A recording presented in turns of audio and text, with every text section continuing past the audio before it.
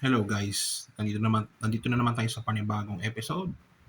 At gusto ko lang ipakita sa inyo yung na-build ko na Broken Gigan na Black Special.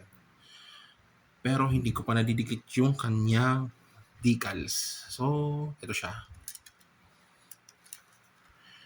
Ito yung kit. Nakita nyo, hindi ko kinabit yung nasa loob ng box.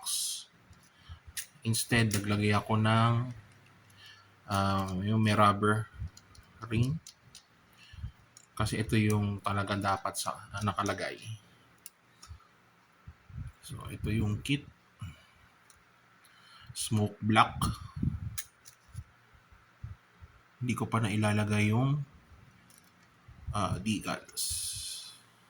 Hindi ko pa rin siya nilalapag. Hindi ko pa pinapatakbo. As you can see, okay naman siya. Good for collectibles na guys. So, pakita ko sa inyo yung Eternals.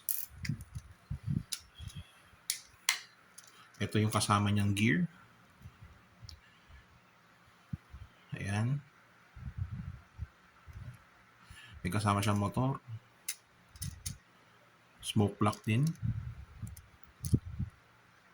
Maganda yung quality ng doxing guys. Pwede mong itapat sa Tamiya. Pero yun nga lang, hindi mo siya magagamit sa brickyard.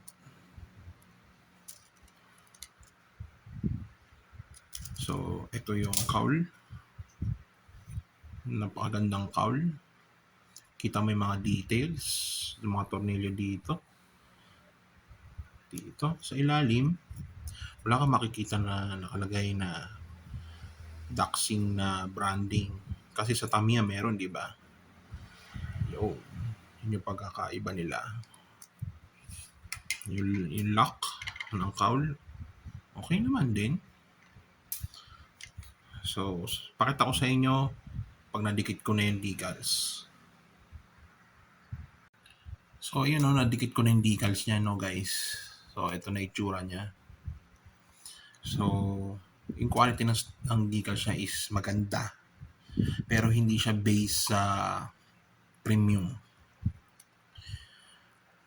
Pero yung quality, premium. Tsaka yung glue, sobrang madikit. Maganda yung sticker guys. Pantay and precise ang pagkakakat. As you can see naman dito sa aking pagkakadikit, hindi ako nahirapan. So, gumamit lang ako ng cotton buds para maganda yung dikit.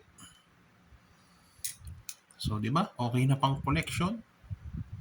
O, sa mga nangongolekta na walang budget tulad ko, pwede na to guys. Ang mahal ng bentahan nito, 3,000 to 2,500. Nakita ko sa groups, mahal. Yung Tamiya ha, itong doxing is 350 lang guys.